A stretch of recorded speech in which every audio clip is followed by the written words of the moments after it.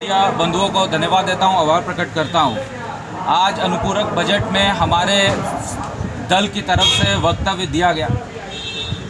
जो सत्ता पक्ष के लोग हैं उन्होंने अपनी दलीलें दी, लेकिन मुझे बहुत ही दुख के साथ, बहुत ही अफसोस के साथ कहना पड़ रहा है कि ये सरकार सबसे इनकॉम्पिटेंट सरकार है, ये सरकार सबसे इनकेपेबल सरकार है, ये सरकार सबसे इनएफेक्टिव सरकार है, ये सरकार सबसे इनसेंसिटिव सरकार है, ये सरकार सबसे इनह्यूमन सरकार है और लास्ट में ये सरकार सबसे इनटॉलरेबल सरकार है।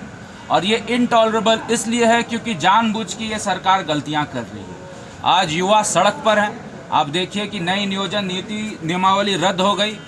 आज हज़ारों युवा जो हज़ारीबाग में प्रदर्शन कर रहे हैं, रांची में प्रदर्शन कर रहे हैं, सिर्फ यही मांग कर रहे हैं कि हमारी नियोजन नीति ठीक से बने। और ये सदन जो है वहाँ पे माननीय सदस्यों द्वारा लॉ मेकिंग का काम होता है। उसमें हम लोगों ने मॉनसून सत्र में सरकार के संज्ञान में कई चीज़ों को लाया जो नई नियुक्ति नियमावली में त्रुटि थी। उदाहरण के तौर पर मैंने अपने विधानसभा प्रश्न में भी कहा कि क्या सरकार आर्टिकल 14 और 16 का उल्लंघन कर रही है, नहीं कर रही है।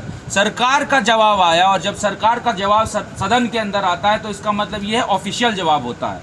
सरकार ने कहा, क्या कहा? सरकार ने कहा मामला भारतीय संविधान के अनुच्छेद 14-16 के अनुरूप नहीं होने का मंतव्य विधि विभाग द्वारा दिया गया। यानी कि लॉ डिपार्टमेंट ने पहले से आगाह किया था ये सरकार को कि ये नई नियोजन नियमावली जब कोर्ट पे जाएगी तो वो निरस्त हो जाएगी, और वैसा ही हुआ।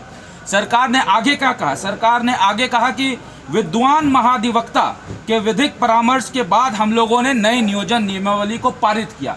अब विद्वान महाधिवक्ता ने ऐसा कौन सा विद्वान वाला बात कहा कि ये नई नियोजन नियमावली 1 साल के अंदर ही धराशायी होगी?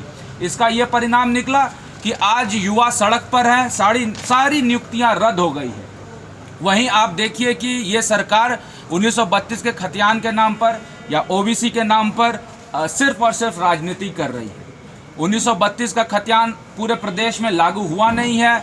आज सरकार जोहार यात्रा शुरू कर दी और हर जगह चीख चिल्ला के बोल रही है 1932 लागू हो गया, 1932 लागू हो गया। लेकिन वास्तविकता ये है कि विधि विभाग ने, वही विधि विभाग जो नई नियोजन नियमावली में सरकार को आगाह किया था, फिर से खतियान पे ये कहा कि ये 100% रिजर्वेशन खतियान के आधार पर हम प्रदेश में नहीं दे सकते हैं। विधि विभाग ने ये अपना मंतव्य दिया है सरकार को। सरकार क्या करेगी? सरकार फिर से विधि विभाग के इस मंतव्य को ठुकराएगी। राज्यपाल के पास जाने का प्रेशर आपको पता है 2 दिन से सरकार कर रही है। फिर राज्यपाल जब बिल को वापस करेंगे क्योंकि ये नियम संगत नहीं है, तो सरकार कहेगी ये राज्यपाल भाजपा के इशारे पे काम कर रहे हैं। अपनी नीतियों को कैसे ठीक करे, इस पे सरकार गंभीर नहीं दिख रही है। कई राज्यों का बात ये सरकार करती है, तमिलनाडु का बात करती है, कर्नाटका का बात करती है, 9 शेड्यूल का बात करती है, लेकिन वास्तविकता यही है कि जब ओबीसी आरक्षण की बात हो, आज पिछड़ा आयोग का भी हम लोगों के पास प्रतिवेदन प्राप्त हुआ है। पिछड़ा आयोग का प्रतिवेदन क्या कहता है? ये सबसे बड़ा गंभीर मुद्दा है। पिछड़ा आयोग का प्रतिवेदन कहता है कि माननीय सर्वोच्च न्यायालय द्वारा स्पष्ट किया गया है, यदि राज्य सरकार 50% आरक्षण सीमा से अधिक आरक्षण व्यवस्था लागू करना चाहती है तो राज्य सरकार को निर्णायक परिणात्मक आंकड़े क्वांटिफाइएबल डेटा पर आधारित होकर, अर्थात सरकारी सेवाओं में पदों का आरक्षण 50% से अधिक विशेष परिस्थिति में बढ़ाया जा सकता है। अब आप बताइए कि यह सरकार ने स्टडी क्या किया? यह सरकार ने कोई क्वांटिफाइबल डेटा ओबीसी के आरक्षण को लेकर आज तक नहीं किया है। ये पिछड़ा आयोग का रिपोर्ट है, और जब तक क्वांटिफाइबल डेटा नहीं होगा, जो कि कर्नाटका के में किया गया था, तब तक ये सरकार मान के चले कि ये ओबीसी का बिल जो 9 शेड्यूल जा रहा है वो 9 शेड्यूल में इसको शील्ड नहीं मिल पाएगा। इसलिए सरकार झूठ मूठ का प्रोपेगेंडा कर रही है, यहाँ के युवाओं को, ओबीसी समाज को बरगलाने का काम कर रही है। इतना ही नहीं, सरकार ये कह रही है कि हम लोग बाहरी को नौकरी कैसे रोकेंगे, इसको लेकर बिल बना रहे हैं। बाहरी को कैसे हम लोग झारखंड प्रदेश में नौकरियां ना दे, इसको लेकर हम लोग कानून पास कर रहे हैं। अभी आपको याद होगा कि राज्य स्थापना दिवस हुआ था, और राज्य स्थापना दिवस में जल संसाधन विभाग द्वारा सहायक अभियंता की बहाली हुई थी। कितने सहायक अभियंता की बहाली हुई थी? 232 सहायक अभियंता की बहाली हुई थी। अब आपको आश्चर्य होगा कि यही अब हुआ सरकार, यही सरकार जो कहती है कि स्थानीय को कैसे नौकरी देंगे, उसमें अनरिजर्व्ड कैटेगरी में 65% बाहर के लोग थे। कहाँ के लोग थे? मैं आपको पढ़ के दिखाता हूँ, आपके पास भी शायद आंकड़ा होगा। कोई राजस्थान का था, कोई उत्तर प्रदेश का था, कोई मध्य प्रदेश का था, कोई बिहार का था, कोई रोहतास का था। ऐसे कर करके अनरिजर्व कैटेगरी में 65% से ज़्यादा बाहरी लोगों को नौकरी ये सरकार दी गई है। ये मैं एक कॉपी आपके अध्ययन के लिए भी यहाँ पे आपको समर्पित कर रहा हूँ।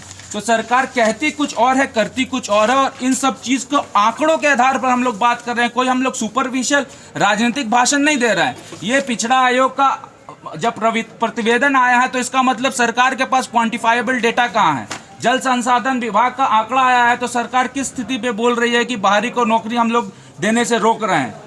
वहीं आप देखिए कि ये सरकार जब रघुवर दास की सरकार थी और हम लोगों ने यहाँ पर जब नौकरियाँ देने की बात की थी, सरकार कहती थी हाथी उड़ गया, हाथी उड़ गया, हाथी उड़ गया, और तरह तरह की टिप्पणियाँ करती थी। लेकिन सरकार से फिर जब हम लोग सवाल करते हैं कि क्या आप सरकार बताएगी कि रांची के मोरहाबादी मैदान में जब आपने नियुक्ति पत्र बांटा था तो उसमें 100% प्राइवेट कंपनी द्वारा नियुक्ति पत्र बांटा गया था, सरकार कहती है स्वीकारात्मक।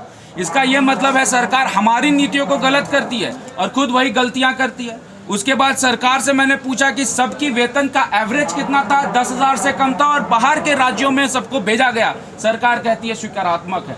तो आप बताइए कि जो काम भारतीय जनता पार्टी करती है तो उसको सरकार नकार करती है, और वही काम जब हेमंत सोरेन की सरकार करती है तो वो बहुत अच्छा काम है। तो इन सब चीज़ों को लेकर जितना भी मंतव्य जो सरकार की तरफ से आता है, जो सरकार का वक्तव्य होता है, उससे हम लोग 101% इत्तेफाक नहीं रखते हैं। ये सरकार युवाओं को ठग रही है, ये सरकार खतियानी को ठग रही है, ये सरकार यहाँ के जनता को ठग रही है। और आने वाले दिन में मैं गारंटी और दावे के साथ कहता हूँ कि सरकार एक भी नौकरी नहीं दे पाएगी।